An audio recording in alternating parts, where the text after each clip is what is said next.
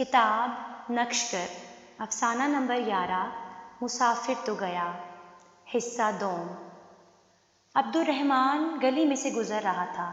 اس پر بارش کی بوندیں پڑیں تو اس نے چونک کر آسمان کی طرف دیکھا۔ آسمان صاف تھا۔ بوندیں کہاں سے گریں، چوڑیاں کھنکنے کی آواز سن کر اس نے اوپر دیکھا۔ کلثوم نے اپنے سیاہ بال جھٹکے تھے۔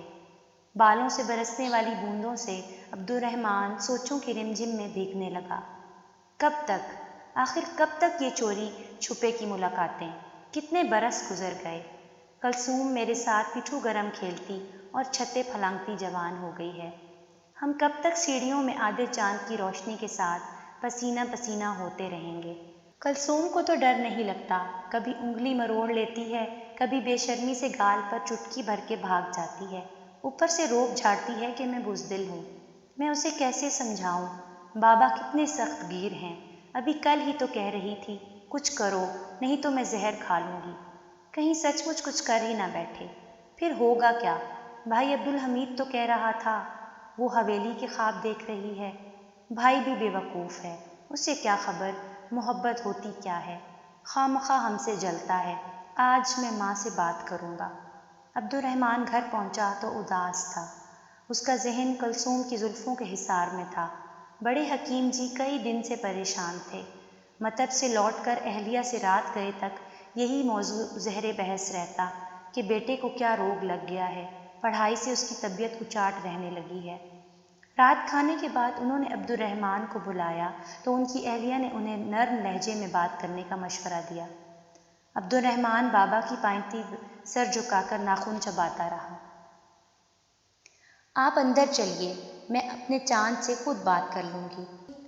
حکیم جی اٹھ کر دوسرے کمرے میں چلے گئے۔ عبدالرحمن مجرموں کی طرح سر جھکائے خیالوں میں غرق رہا۔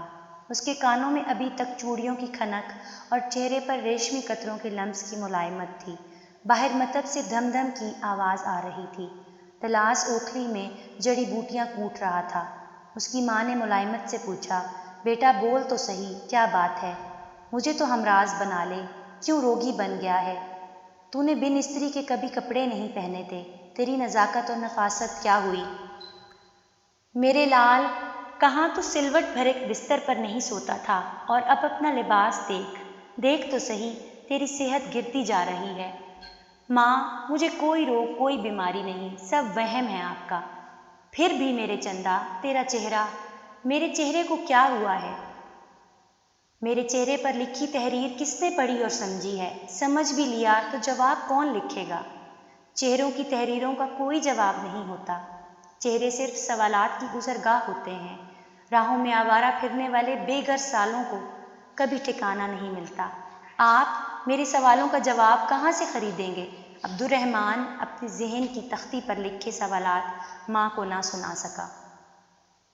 صرف اتنا بولا، ماں، مجھے کلثوم لے دے۔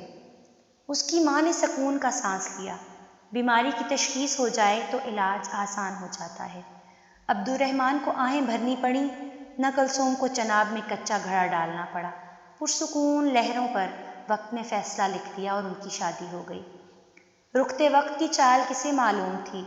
گھوڑا کب چلے اور پیادہ کس سمت کو جائے؟ کھیل میں شاہ کو بھی مات ہو جاتی ہے، شطرنج زیست کے مہرے چلتے رہے۔ عبدالرحمن نے طب کی تعلیم مکمل کرنے کے بعد مطب سنبھال لیا۔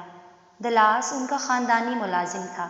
دن بھر جڑی بوٹیاں کوٹتے، کشتے کھرل کرتے اور معجون بناتے گنگناتا رہتا۔ اسے بہادر شاہ ظفر کا ایک ہی شعر ازبر تھا، اوکھلی کی دھم دھم میں وہ مغلیہ عہد کو بھی کھرل کرتا رہتا۔ نہ کسی کی آنکھ کا نور ہوں، نہ کسی کے دل کا قرار ہوں، جو کسی کے کام نہ آ سکے میں وہ مشت غبار ہوں۔ جڑی بوٹیوں کی نسبت سے اسے زندگی کی تلخیوں کے ذائقے بھی معلوم تھے۔ بڑے حکیم جی اور ماں جی کی موت کے بعد اس نے حکیم عبدالرحمن کو زندگی کے نشیب و فراز سمجھانے کی کوشش کی، لیکن بے سود۔ حکیم عبدالرحمن کی جھڑکیوں میں نہ وہ کسی کی آنکھ کا نور رہتا، نہ دل کا قرار۔ اوکھلی سے نکلنے والی آواز میں مشت غبار بن کر آنسو پیتا رہتا۔ حکیم عبدالرحمن کی طب کا دور دور تلک چھوہرا تھا۔ لاعلاج مریض لائے جاتے جو شفایاب ہو کر جاتے۔ ان کی خالص ادویہ کی دھوم تھی، مطب میں ہر وقت جھمگٹا رہتا۔ معاملات کی ترتیب حکیم عبدالرحمن نے دی۔ ان کی طبیعت میں تیزی اور قدرے ترشی تھی۔ اسی ترشی کے سبب اس کا بھائی عبدالحمید دل کے پھپولے لے کر کنارہ گیر ہو گیا۔ بے اولاد ہونے کی وجہ سے حکیم جی میں چڑچڑا پن سرایت کرنے لگا۔ گھر کا سودا سلف، ملازمین کی تنخواہیں اور طب کی آمدن کلثوم کے ہاتھ میں تھی۔ سارے معاملات کو خود سنبھالتی تھی۔ بڑے حکیم جی روزانہ کی آمدن بینک میں جمع کراتے تھے۔ کلثوم نے بینک کی بجائے رقم گھر لا کر رکھنے کا فیصلہ کیا۔ وہ عبدالرحمن کے حواس پر پوری طرح چھا گئی۔ حکیم جی اسی کے دماغ سے سوچتے اور فیصلہ کرتے۔ ان کی مردہ سوچیں ذہن کے قبرستان میں دفن ہو گئیں۔ اس کے بھائی عبدالحمید نے اپنا الگ مکان لے لیا۔ وہ بھائی کے رویے پر کڑتا رہتا۔ اسے بھائی کے بے اولاد ہونے کے دکھ سے زیادہ کلثوم کی چالوں سے ڈر تھا۔ سمجھانے کی غرض سے عبدالرحمن سے جو بات بھی کہتا، چکنے گھڑے کی طرح وہ اس کے ذہن سے پھسل جاتی۔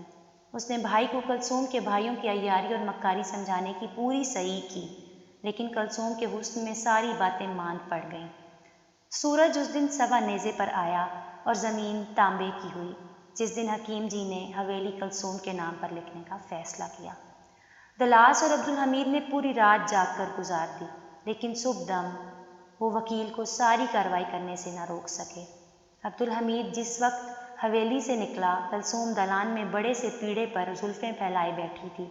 اس نے زہر خند مسکراہٹ سے عبدالحمید کو دیکھا اور عبدالحمید ناگن زلفیں آخری بار دیکھ کر باہر نکل آیا۔ نہ کسی کی آنکھ کا نور، نہ کسی کے دل کا قرار، دھم دھمادم اوکھلی، دھم دھم جڑی بوٹیاں، دھول، دھم دھم۔ دلاس جب عبدالحمید سے گلے ملا تو پھوٹ پھوٹ رویا۔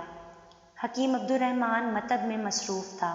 گلی میں ایک کالی بلی عبدالحمید کا راستہ کاٹ گئی۔ وہ چونکا اور مڑ کے دیکھے بغیر آگے بڑھ گیا۔ حکیم عبدالرحمن کو جوڑوں میں درد کی شکایت رہنے لگی۔ گھٹنوں کا درد سوا ہو گیا۔ تمام نسخے آزما لیے لیکن درد بڑھتا گیا۔ جوڑوں کے درد کے ساتھ ساتھ کلثوم کی سرد مہری کا درد بھی ان کے دل میں رہنے لگا۔ وقت گزرنے کے ساتھ ساتھ کلثوم کی گرم جوشی سرد پڑتی گئی۔ حویلی میں اس کے بھائیوں کی آمد و رفت بڑھنے لگی اور سازشیں پلنے اور پروان چڑھنے لگیں۔ حکیم جی کی سوچیں کرم خوردہ ہو گئیں۔ یہ سب کیسے ہو گیا؟ کیوں ہو گیا؟ اسی کیوں کا جواب تلاش کرتے ہوئے حکیم جی کھنڈر ہو گئے۔ کلثوم تو زلفوں کے ساتھ ساتھ جان چھڑکتی تھی، اب تک کیوں؟ میں اس کی چالیں کیوں نہ جان سکا؟ سوالوں کے بھنور میں حکیم جی ایسے پھنسے کہ کوئی نکالنے والا بھی نہ رہا۔ کلثوم نے حویلی بھائیوں کے نام کر دی اور میں خاموش تماشائی بنا رہا۔ ہائے میری بے بسی! حکیم جی دالان کے ایک کونے میں چارپائی پر بیٹھے رہتے، اپنے آپ سے الجھتے۔ ان کی عمر گزرنے لگی۔ دلاس کی دھم دھم تھم گئی۔ مطب میں کبھی کبھار کوئی مریض آتا۔ اس روز حکیم جی نے دلاس کو جڑی بوٹیاں لانے اور صفوف بنانے کو کہا۔ بند کیجیے اپنی اس لاڈلی طب کو، کھوٹا پیسہ تک گھر میں نہیں آتا۔ کلثوم بولی، تو نے مجھے کس قابل چھوڑا ہے؟ بڈھے مجھے الزام نہ دے، میں نے تجھ سے ٹوٹ کر محبت کی ہے۔ جھوٹ بکتی ہے تو۔ کلثوم کے تانوں کا کینسر حکیم جی کی ہڈیوں میں سرایت کرنے لگا۔ وہ غصے سے کپ کپا رہے تھے۔ میں نے تمہیں کیا نہیں دیا؟ محبت، دولت، شہرت، حویلی، زیور، اور تم نے مجھے کیا دیا؟ نفرت اور عیاری۔ دالان کے ایک کونے میں پڑا ہوں، یہاں سے بھی نکال پھینک۔ اللہ کی زمین بہت بڑی ہے، کہیں تو پناہ مل جائے گی۔ تو جا، میں تجھے گالی بھی نہیں دیتا۔ بڈھے خبیث، دفع ہو یہاں سے۔ کلثوم نے حکیم جی کو گھسیٹ کر باہر پھینکا اور کنڈی چڑھا لی۔ نہ کسی کی آنکھ کا نور، دھم دھم دھمادم، نہ کسی کے دل کا قرار۔ دلاس چونکا، اٹھ کر حکیم جی کو سنبھالا۔ دلاس، دلاس، مجھے پیر جی کے پاس چھوڑ آؤ۔